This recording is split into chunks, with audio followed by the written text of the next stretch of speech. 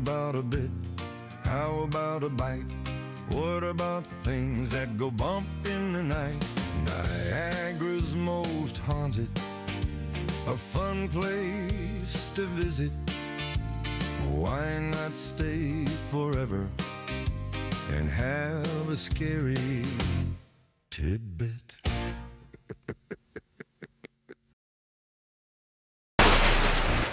Okay, this takes us to one of the most fascinating homes within the Niagara region. It's actually over 200 years old. And I'm here with Dave Merritt, the owner of the home. And Dave's gonna tell us some pretty cool stories about hauntings within this home. In fact, this window behind me has a story of its own that could be haunted in its own way.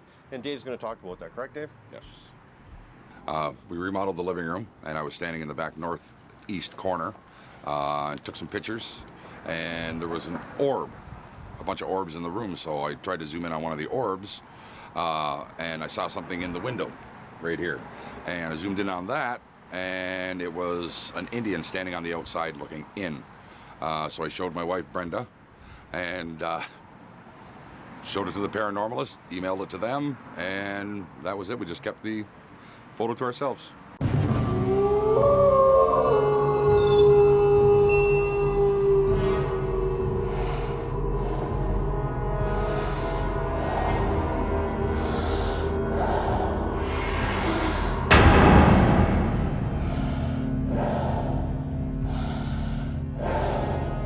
Okay, just to let you know, the two key things that I'm working with me is this item over here, which checks the electromagnetic energy field, because when there is paranormal activity, the electromagnetic energy field tends to be higher than in other areas. I also have a thermal scanner, which detects cold spots, because when there is paranormal activity, quite often when ghosts are around, they're going to deplete the air around there of energy and warmth. So when we get two of them together, that's the perfect storm with it. And of course what I'm picking up too. So we might as well start over here, see what's happening.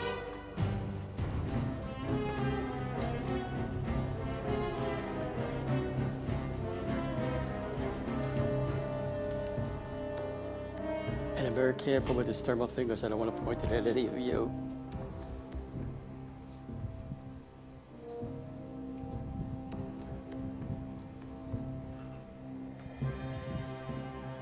Okay, Ray, in this area over here, there's some activity going around, whether they were by the window or looking out or what. Over there, if you want to catch something going on over there, and these are going up too.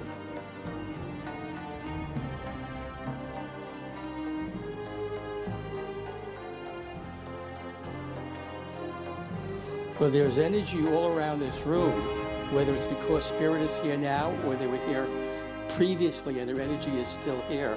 Because generally with older houses, there's energy all around it. But the energy that I feel in here is not a negative energy. It's just the energy of what's going on over here. People have been going in, people going out. And later on, I want to speak about something that I was sensing when I was in front of the house and to see how that ties into things. Okay, a lot of activity that was going on in this hallway. Activity going on. Yep. I would venture to think that any entities that are out there, we're looking for them. They're out there looking at us. That I'm pretty certain about.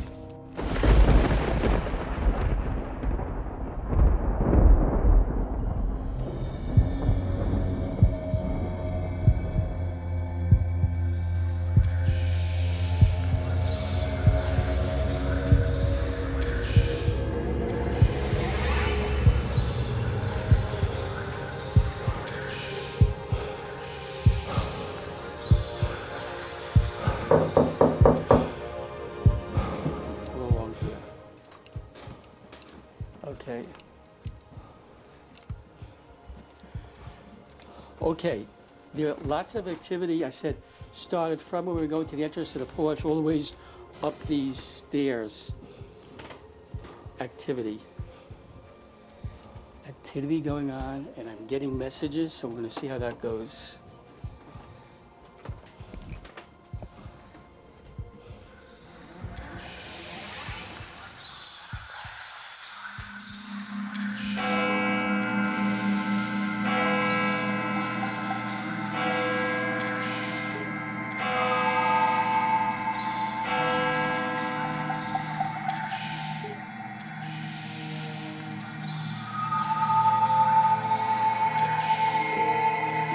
Are there really such things as haunted houses? Do people really still believe in haunted houses? It's 2013.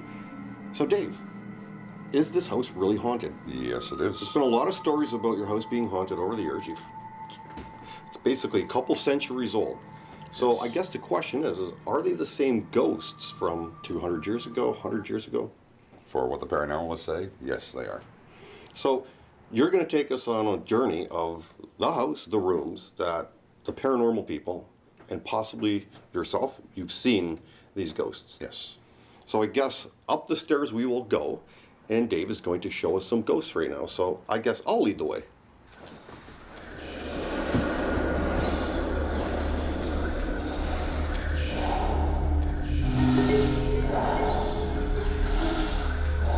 Okay, Dave, what is the significance of this room? The other room had ghost of a little boy. What about this one here?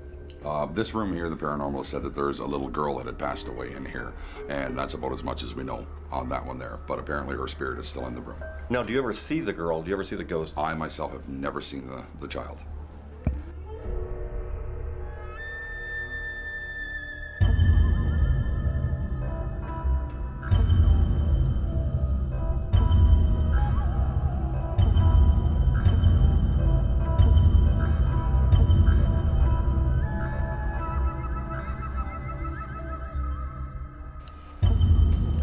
It seems to be, whatever the reason is, where we get to pieces of furniture is extra high energy around them.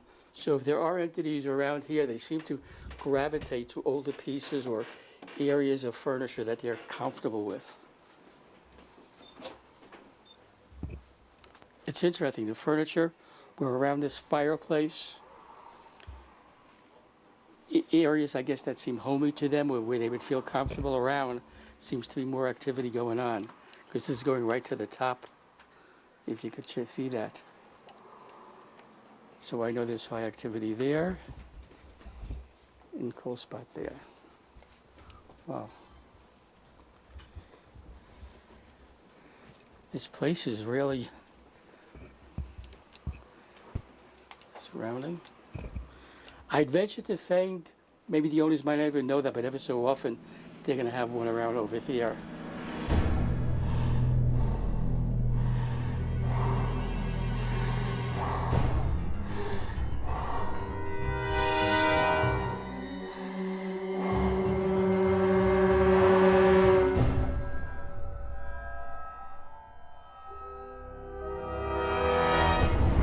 Okay, David, this is, I guess, your master bedroom, which has its own kind of murder mystery story of its own. Care to elaborate on that one? The paranormalists came through and they said that a soldier was wounded by the other side, and he took it as he was being murdered, and he ended up passing away here in the room. Brenda has actually woken up in the bed with a face floating over top of hers, but she said she can't remember, or she's not sure if it's because her eyes hadn't adjusted or if there was really a face floating over top of hers while she was sleeping. And that's it. I myself have never seen or felt anything in here. Every haunted house, of course, has a haunted basement, so this house is no different. What would a haunted house be without a haunted basement? And supposedly the best stuff seems to happen in this place. It works pretty good down here. When the paranormalists came through, they went through each and every room. That's how we found out what was going on. They came down here, and Brenda and I were outside, and they came out and told us that they felt great sadness in the basement, and that the actual paranormalists actually cried when he was down here. And we asked him why, and he said because this is where the bodies were stored after they passed away until they were buried. And that's what we were told. What were the bodies? Who did they belong to? Do you know? Soldiers, anybody. I have no idea who. They didn't elaborate on who it actually was. but I'm just thinking it must be the soldiers, seeing this was the hospital. Okay, I'm here with Brenda Merritt, Dave Merritt's wife, and I guess ghosts do not discriminate. They also pick on women too. So this is no different here, Brenda. No. So there's been some strange happenings that you've experienced within the house. Yeah, one time when I was finished in the bathroom, in the shower, I had walked out from the shower and there was no lights on in the hallway. And as I was walking up the hallway, the lights turned on and I did a 180 and walked back into the bathroom, and I explained to Dave what had happened to me, and that was the first time that any lights had turned on from the house being pitch black.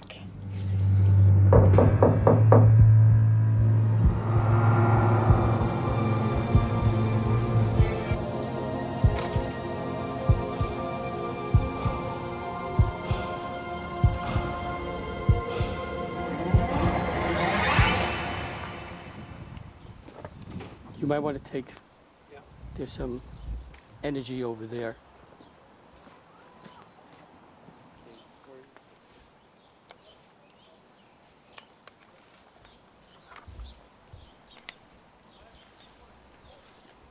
Talk about things that are going, clunked.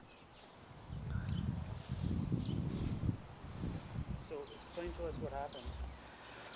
Okay, again, when there is ghost or spirit activity, they tend to drain an area of not only of the air in over there. It would be taking away energy, taking away warmth, just causing things to, they're getting energy over there. So electric energy field on that, and for whatever the reason is, this one is gone now.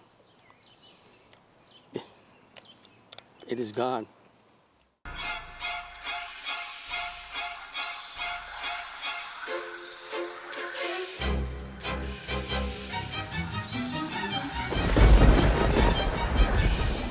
Since I've been living here, there's been a lot. Pretty much, I don't know, 14 years now. I've been touched many times on the shoulder. I had one night I was actually tugged on my foot. Things will just fall for no reason. You'll just hear a thud walk into the room and something will be laying down. The taps go on sometimes. Actually, 2 weeks ago, I was standing in the kitchen with my stepmom talking to her, and I just watched her walk right through this door frame there. Well, this concludes our visit to Dave Merritt's house, considered one of the most personal haunted homes in the Niagara region. I've been doing this show now for 2 seasons of Niagara's Most Haunted, and interestingly enough, this is our first episode where we've ever had a haunted hot tub. A haunted hot tub for real, Dave. Yep, well, Brenda and I installed the hot tub about 7 years ago now. We had it filled up. I was the only one here. I was standing on the top step of the hot tub, getting used to the hot waters. I'm not a big fan of hot water, and the hot tub was 104 degrees, so I'm standing on top and I'm getting used to the water. I got 2 full hands in the center of my back that pushed me into the hot tub.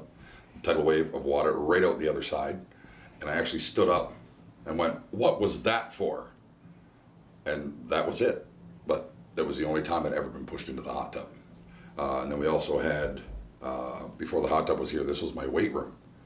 And I had my weights all set up here, and Brenda and I had just gotten together, and I put her bike in between the 2 doors, and this door kept opening. Every morning I come down, it was open. I never left the doors open because this was just weight room and storage. So my roommate at the time, I kept giving him hell, telling him to keep the door closed. And he said, "I'm not the one opening it." Well, we were both sleeping the one night. I was in the bedroom, he was in the living room. This door opened and slammed so hard, I thought every pane of glass come out of it. So we come down, I'm like, "What was that?" And he said, Jimmy said, "I don't know." And the door was open. So I talked to a psychic, and the psychic said they asked me what had changed in this room, and I said, "Nothing." They said, "Well, what have you added?" And I said, "The only thing that's been added was Brenda's bike." And they said, "Move the bike from between the 2 doorways." So we moved the bike over to the other side of the weight, sat on the other side of the room, and the door never opened again.